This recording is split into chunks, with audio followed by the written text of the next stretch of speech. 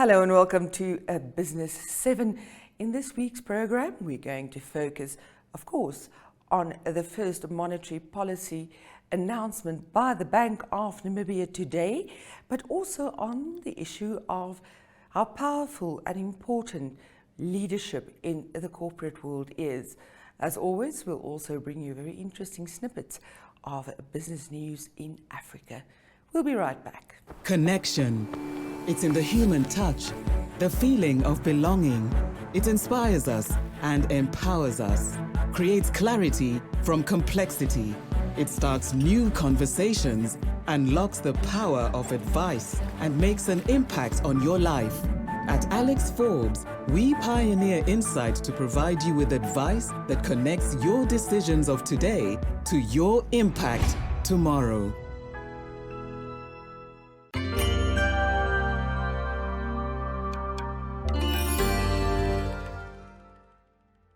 To kick off our program, let's first take a look at the top 5 business stories that made headlines this week in Africa.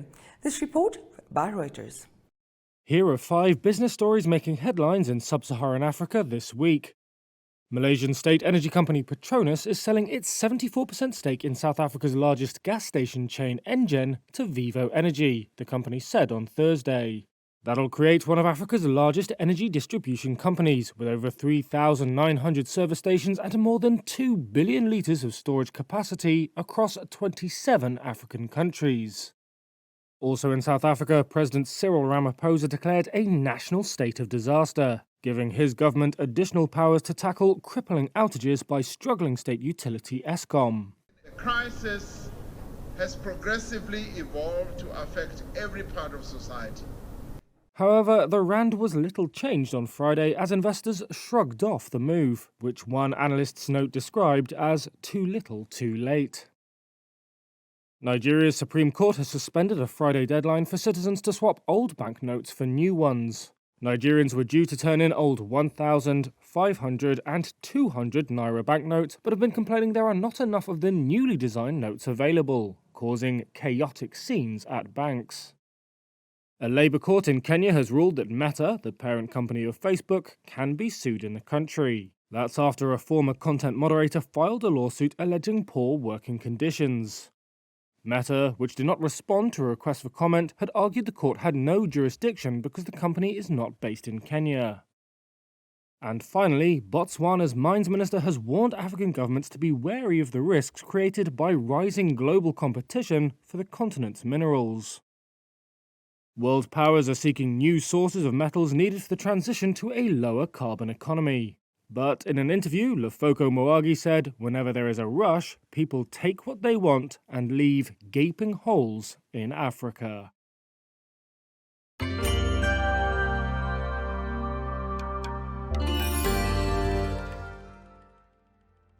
The Bank of Namibia, or the central bank of the country, today had its first monetary policy announcement for 2023. Let's take a look. For February 2023, the Monetary Policy Committee of the Bank of Namibia held its bi-monthly meeting to decide on the appropriate monetary policy stance to be implemented over the next 2 months. To continue anchoring inflation expectations and safeguarding the PEC arrangement, the MPC decided to increase the repo rate by 25 basis points to 7% with immediate effect. This decision was taken following comprehensive review of global, regional and domestic economic developments. Let's consider the domestic developments that has informed this.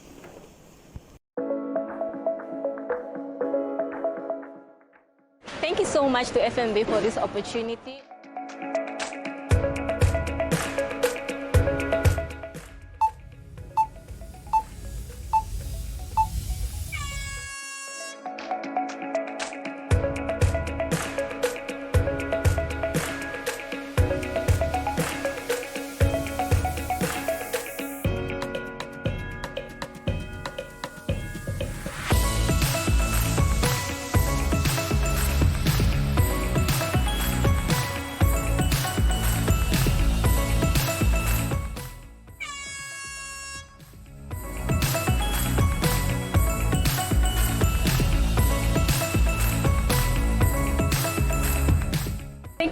much to FNB. What an experience. I never got to do shopping in 5 minutes, but look at all this.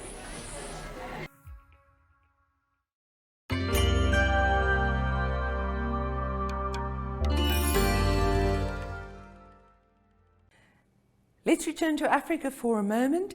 Now, Nigeria later this month has its presidential elections, but huge issues under the voters are rising inflation, high unemployment, and of course, the problem of the currency, as alerted to earlier in our Business Africa news highlights. Let's take a look at this report by David Doyle. At a bank in Nigeria's capital, tempers are flaring. Some have been forced to wait for hours to withdraw very little money. In my own country, This is Abuja resident Adebayo Babatunde. I cannot withdraw more than 1,000 naira. And they tell me now, I'm from my bank now, they say it's only 1,000 naira note they can give me. That's less than $3. With a presidential and parliamentary election later this month, the economy, dogged by surging inflation, widespread unemployment and acute shortages of foreign currency, is adding to voter frustration. A central bank decision to replace old banknotes has also caused controversy, as there are not enough new notes in circulation. But it's not just cash that's scarce. Arguments break out at fuel stations as well. In Lagos, this is one of just a few in the vicinity that still have petrol, amid recurring fuel shortages. Bus driver Titus Nwafo. People are suffering. There's no money. There's no food. But he says politicians on the campaign trail are not offering solutions. The election coming around there. President Muhammadu Buhari promised to revive the economy and improve livelihoods when he took office in 2015. He prioritized infrastructure, spending billions of dollars on new roads, bridges, airports and rail. But that came at a cost. Nigeria's foreign debt has risen fourfold under Buhari to $40 billion. The budget deficit has widened every year. Buhari has also introduced protectionist policies, including import bans on rice. That was a spur to local production, until increasing insecurity hit farmers' ability to plant. With the cost of fertilizer and diesel also high, the price of a 50-kilogram bag of rice rose nearly 90% last year to almost $120. The situation has been exacerbated by the global health crisis, war in Ukraine, and crude oil price slumps, as well as heavy flooding last year that experts linked to climate change. Buhari says his government has been laying the foundations for a stronger economy. But many complain conditions have got worse under his watch.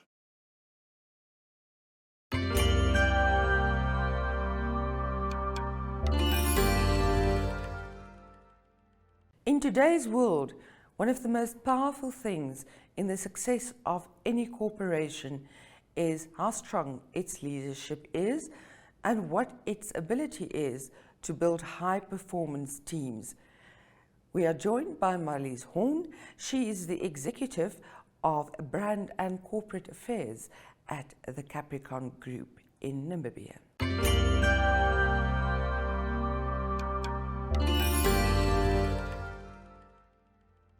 Welcome in the studio to Marlize Horn.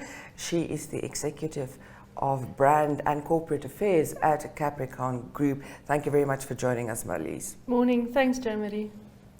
We're going to have a very interesting conversation, and it's always important to talk about leadership. But I think especially in these times when you have global heavyweights that are talking about societal burnout, mental pandemic, you've got the big quit, you've got the quiet quit. So your article on just how important leadership is and how to build a high-performing team is, I find absolutely awesome. Thank you very much. I want to start off with one of the quotes in the article. You say that if your team is dysfunctional, so is your organization. Can you elaborate on that? Yes, I really do believe that, you know, any organization's success depends on having successful teams. And when I say successful teams, it's really teams that are highly committed to the success of the organization, that understands the purpose of the organization, and that is a brand ambassador of the organization. Those teams are successful because they have high levels of engagement. They are committed to the success of their team, but also the organization as a whole. And of course, I think a team is only as strong as its leader. In a nutshell, what does a good leader in today's terms entail? Yeah, I think, like I said in the article, one of the most challenging tasks for us as leaders is really to build a successful and highly engaged team. You know, and for me it starts with recruiting the right team members. People come and go, they leave for various reasons. I always say that, you know, people leave a boss, not a company. There are instances Yes. where there are other reasons, but on average. So, you know, a leader really needs to make concerted effort to build a strong and successful team by recruiting the right people with the right attitude.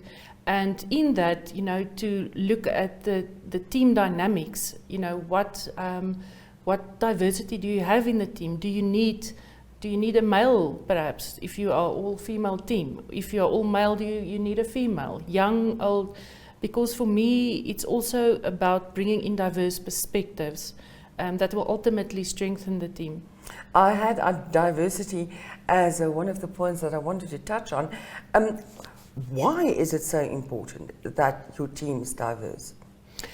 I think, you know, when you are not diverse, you know, it's the same level of thinking, you've got the same culture and background and experiences, and it just, you know, narrows your scope.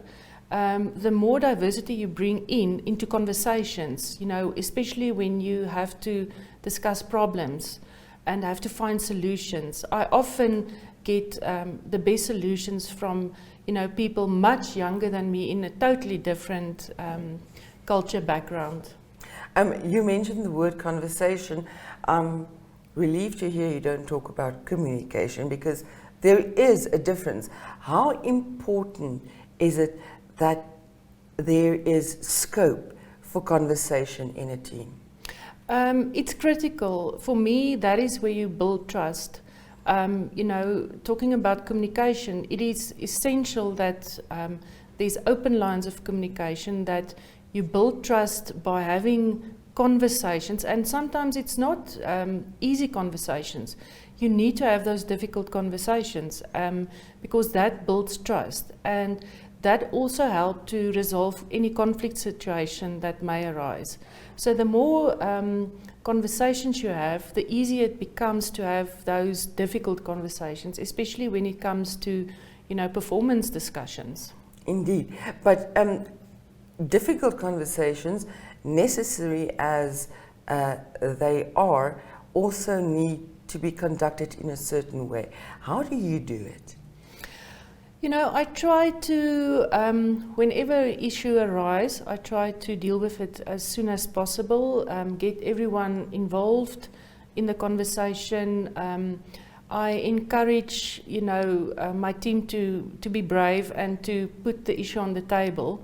We've got frequent check-ins with each other. I like to have the team around the table, eyeballing each other, and you know, that is where we get to understand each other. We get to know each other also on a personal level. For me, it's also important, you know, we spend a lot of time at work. We do and we should become like family, because that also builds relationships. So if you don't only talk about work, but also each other's interests and hobbies, then you also know the colleague beyond work, and you would understand why they would have a bad day, or why they might be worried about something, because we bring our personal issues to work. Of course. Every day, you make choices that make you legendary. Journey together with us on the path to securing your legacy as a member of the League of Legends.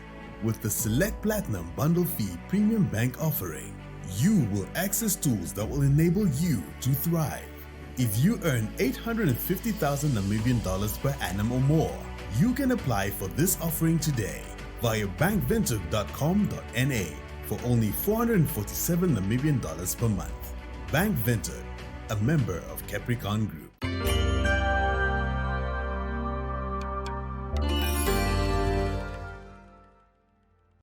Let's stick to the importance of knowing the person behind the colleague at the workplace. We're joining Marlize Horn again. She's the Executive of Brand and Corporate Affairs at the Capricorn Group.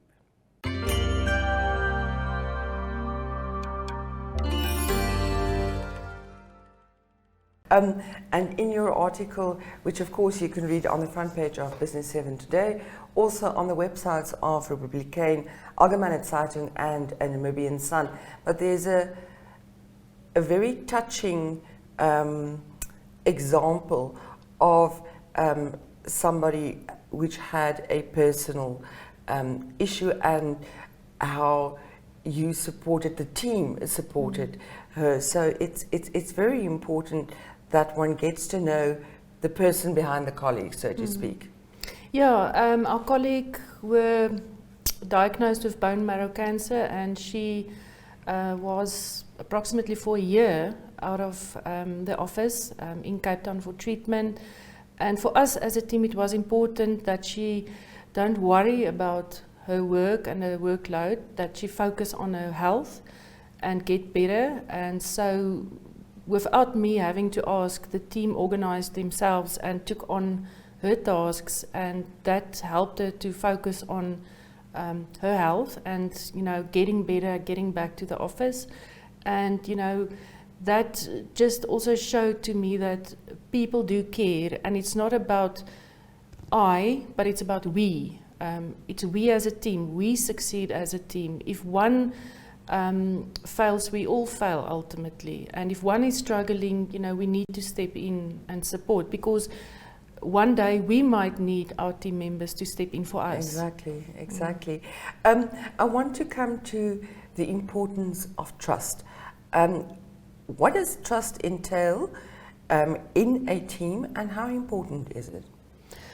Yeah, as I said in the article, it's difficult to build trust. It takes time, it takes effort, but it's really through having those conversations, the open channels of communication, but to also, be authentic and, lead in a way that is fair, because people look up to you, and they will trust you when they see you have their best interest at heart, you have the best interest of the team at heart and of the organization. So, the moment that trust is broken, you will see it in miscommunication, misalignment, missed deadlines, unproductivity. So that's why for me trust is very important. And with trust, of course, the whole issue of respect, not just for the leader, but among the team. Yeah, it's respecting each other's roles, and it's also, asking for help. It's, in our team, I've got a saying, all hands on deck. When we've got a major project, irrespective whether I'm the executive, if one of my team members lead the project, I am there to support her or him. It's all hands on deck, and that also creates the trust that my team members are there to support me, and I support them, and next week or a month in the future they will support me when I lead a big project. Indeed. Another beautiful concept that you touch on in the article is the whole issue of camaraderie. How do you experience that in your team? I think it's easier to build that camaraderie when you've got a smaller team. So we are 7 in our team, and we are also very closely grouped together in our office space. So that does contribute to building that camaraderie. During COVID, it was very difficult. But, you know, I do believe it's very important to have that close proximity to each other, to have those regular check-ins, to have coffee with each other in the morning, or, you know, lunch, you know, and just talk about things other than work. Marlize, we can continue this conversation for the entire program. It is a brilliant piece, full of insight.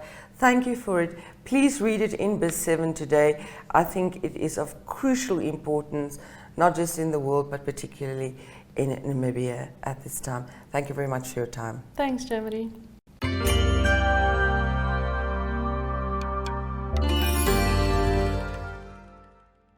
Cancer diagnosis is on the rise in Kenya, but severe financial constraints inhibit a lot of people to get the correct treatment. We're joining Angela Johnson from Reuters for this report. Like many people in Kenya, Speranza Mena didn't believe it when she was diagnosed with breast cancer about 5 years ago. I was in denial. I didn't tell anybody. That meant the librarian delayed important treatment. But the worst part, she says, was the crippling financial burden. Each round of chemotherapy costs $280, more than a month and a half of an average salary in the East African country. Mena had to borrow money. People started avoiding her calls.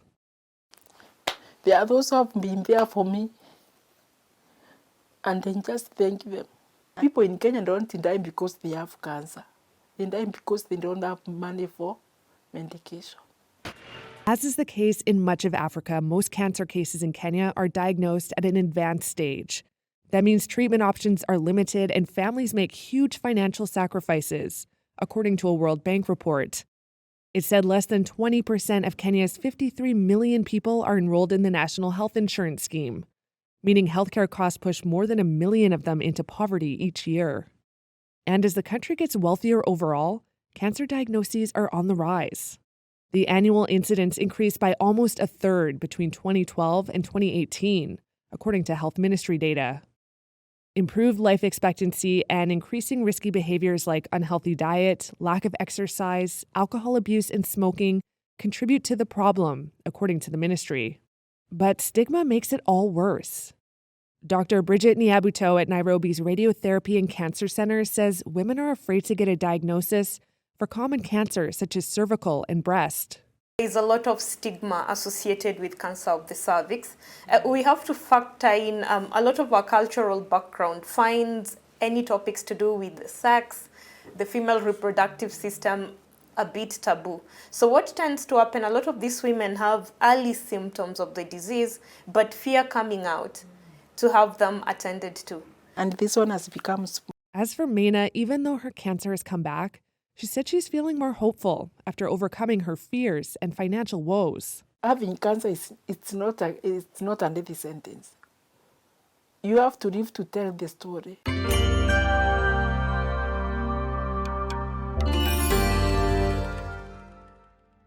Thank you for joining us in the Business 7 studio. As always, it was a big pleasure to host you. We'll see you again next week, same time, same place. Until then, take care.